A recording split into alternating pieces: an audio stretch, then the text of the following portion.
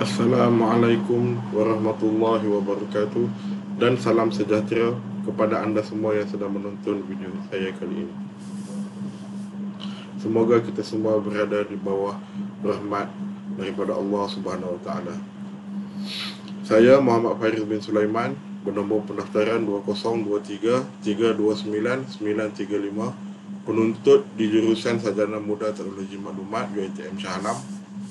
Di dalam video kali ini, saya ingin membincangkan tentang topik yang berkaitan dengan subjek CTU 552, Falsafah dan Isu Semasa. Topik yang akan kita bincangkan dalam video kali ini adalah modernisme dan pandangan Islam mengenainya.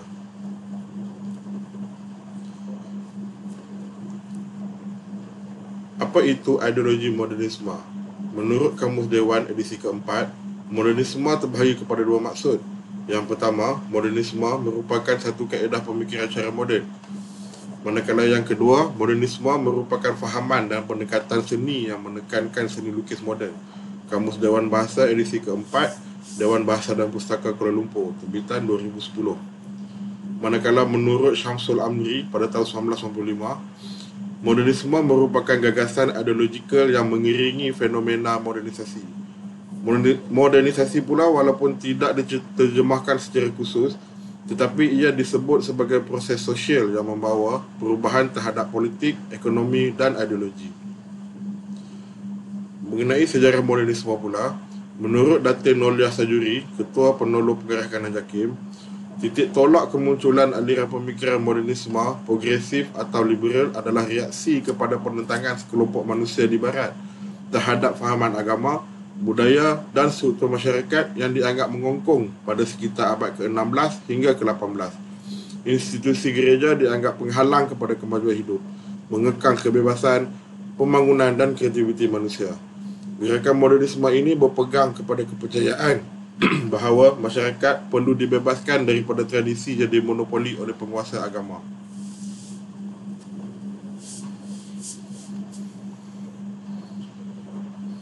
Antara ciri-ciri modernisme adalah mengutamakan sains dan teknologi. Revolusi dalam sejarah perkembangan Barat adalah natijah dari kemajuan bidang sains.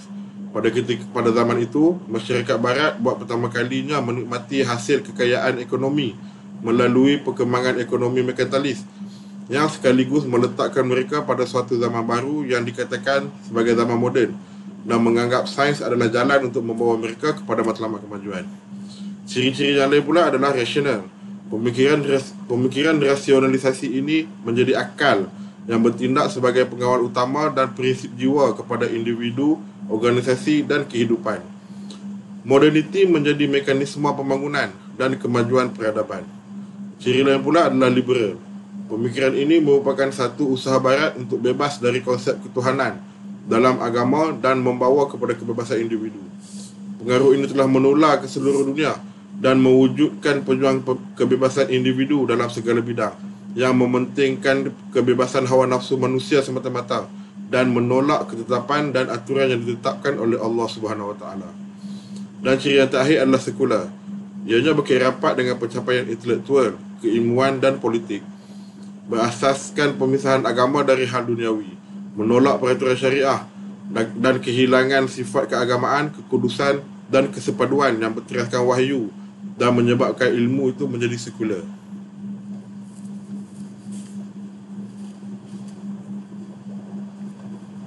Seterusnya adalah tokoh-tokoh modernisme, tokoh-tokoh dalam ideologi modernisme ini.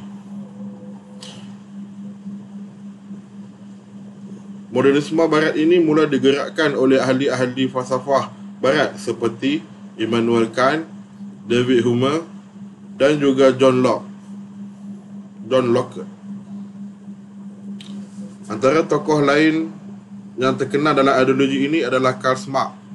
Dia terkenal dengan analisisnya mengenai kapitalisme moden dan industrialisasi dan banyak mempengaruhi perkembangan sains sosial di Barat, terutamanya dalam bidang sosiologi, antropologi, sains politik dan ekonomi.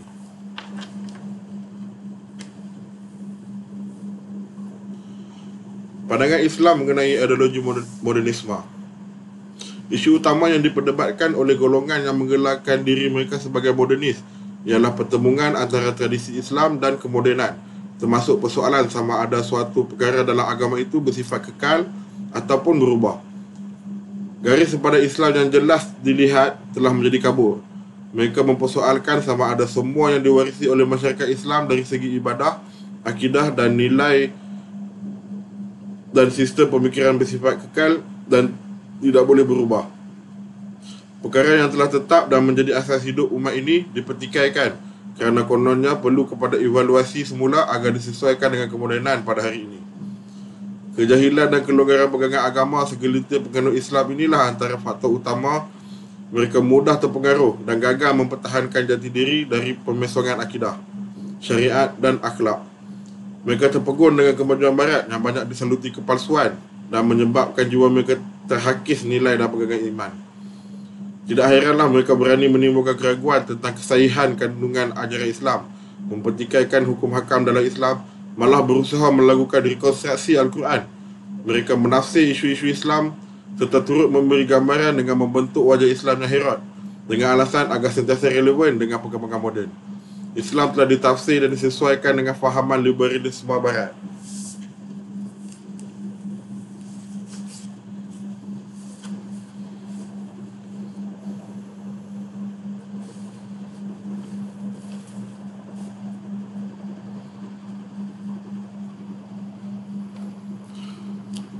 Seterusnya berkaitan dengan isu semasa di negara kita. Citra pemikiran modernisme kini menular dalam kalangan kelompok Islam dan berkembang kononnya sebagai gerakan intelektual dan kebudayaan dengan kepercayaan bahawa masyarakat hendaklah dibebaskan daripada tradisinya. Implikasi pengaruh modernisme songsang ini adalah perspektif kefahaman baru mereka terhadap agama Islam. Islam sebagai tema pemikiran diketengahkan menerusi perspektif moden ciptaan mereka sendiri tanpa merujuk kepada disiplin ilmu yang diiktiraf oleh ulama-ulama silam. Ini menetijahkan cara berfikir baru dengan usaha untuk menyesuaikan Islam dengan realiti kehidupan moden. Maka muncullah pemikiran yang dikenali sebagai Islam liberal. Atas alasan mahu bebas berfikir, ada yang mengesahkan diri sebagai seorang Muslim namun tergelincir dalam memahami konsep Tauhid. Ada yang mengaku mengimani rukun-rukun agama tetapi mempertikaikan hukum hakamnya. Malah ada yang memakai pakaian Islam namun isinya bukan lagi Islam yang tulen, tetapi percampuran ideologi yang mengelirukan.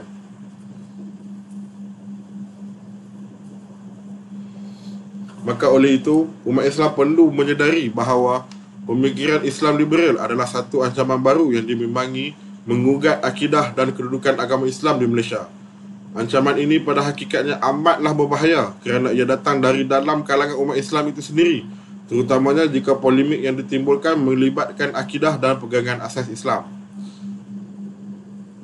Implikasi pemikiran songsang ini jelas merosakkan konsep Tauhid sebagai teras akidah Islamiah, menggugat kesucian Al-Quran dan merendahkan martabat kerasulan Nabi Muhammad SAW.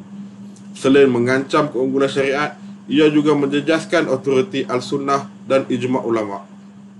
Justru tepatlah keputusan Muzakarah Majlis Kebangsaan Hal Ehwal Ugama Islam Malaysia kali ke-74 yang bersidang pada 25 hingga 27 Julai 2006 yang berpandangan gerakan pemikiran liberal didapati menyeleweng dari aspek akidah dan juga syariah.